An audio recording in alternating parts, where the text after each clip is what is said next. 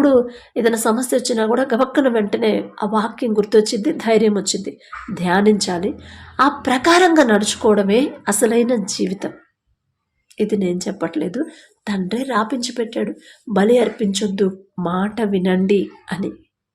అందుకే దేవునికి ఇష్టమైన పనులు, దేవునికి ఇష్టమైన లక్షణాలు మనలో ఉన్నాయా లేవా? ఈ మాటలు వింటున్న మీలో ఉన్నాయా లేవా అనేది ఒకసారి పరిశీలన చేసుకుంటే చాలు. మీరు దేవునికి దగ్గరగా ఉన్నారా, దూరంగా ఉన్నారా? మనం చేసే భక్తి దేవునికి ఇష్టమైందా కాదా? మన ప్రార్థనకి జవాబు వచ్చిద్దా రాదా? మనకున్న సమస్యలు కొన్ని సంవత్సరాల నుంచి మన కుటుంబం మారాలని, కుటుంబ పరిస్థితి మారాలని, కుటుంబం ఆశీర్వదించబడాలని ప్రతిరోజు కూడా నా కుటుంబాన్ని ఆశీర్వదించి ఆశీర్వాదాలతో నింపయ్యా అని మనం అడుగుతున్నాము. అసలు ఆశీర్వదించాలంటే, మన కుటుంబం ఫలించాలంటే, దేవునికి